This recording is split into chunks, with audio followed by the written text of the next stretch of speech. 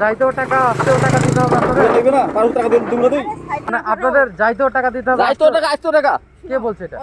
এটা নির্ধারণ করে দিছে কি আমাকে বলেন তো? তোর বাপ করে দিছে, মাথা তোর বাপ করে দিছে। এই কি রে?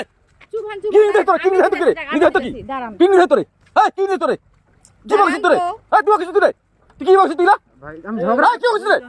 আমি কিছু বলি নাই তো।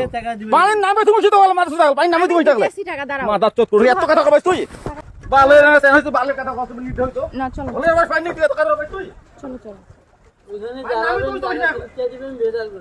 ভাই টাকা তো দিলাম, তারপরে এইভাবে আচরণ কেন ভাই? না চুপ তুমি কথা বলো না, বাসে জীবনে আমাকে কি মারবেন এখানে? তুমি কথা বলিও না তো। এইরকম আচরণ করতেছেন কেন? চলো চলো যাও যাও যাও যাও যাও যাও।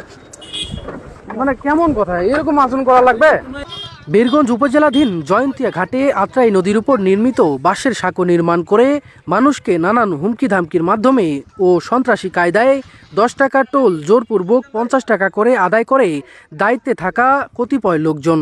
কোনো যাত্রী নির্ধারিত মূল্যের বাইরে টাকা দিতে না চাইলে সেখানকারই শাহিনুর নামে এক ব্যক্তি মানুষকে অকথ্য ভাষায় গালিগালাজ করে অথবা প্রাণনাশের হুমকি দিয়ে পর্যন্ত হলেও সেই টাকা আদায় করে নেন।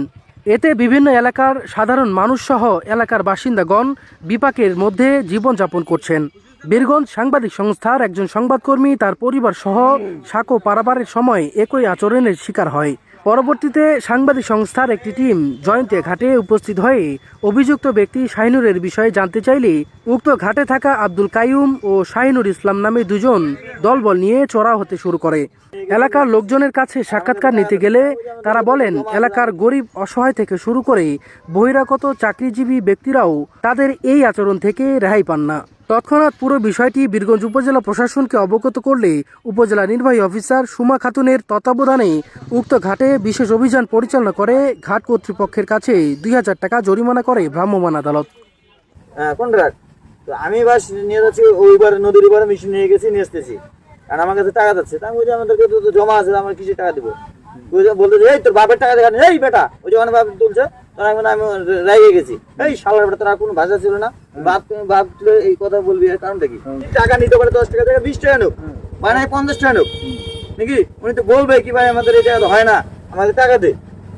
ওই সেটা না করে বলতে যে তোর বাপের টাকা দেখা নিয়েছি, তখন আমি আমার একবার মানুষটা বলছি আমার সাড়ে কলার ধরে এখন নিচে নামাবো, কিন্তু আমি আবার চিন্তা করলাম আমার 2 জন আছে, আমি একাই আছি, তো থাক কাজও করবো না, সরে গেলাম। সরে যাওয়ার পরে আমি টাকা দিলাম, 50 টাকা নিল, 100 টাকা দিচ্ছি, 50 টাকা নিল, আমি প্রতিবাদ করলাম না। আমি ওর সাথে কোনো প্রতিবাদই নাই।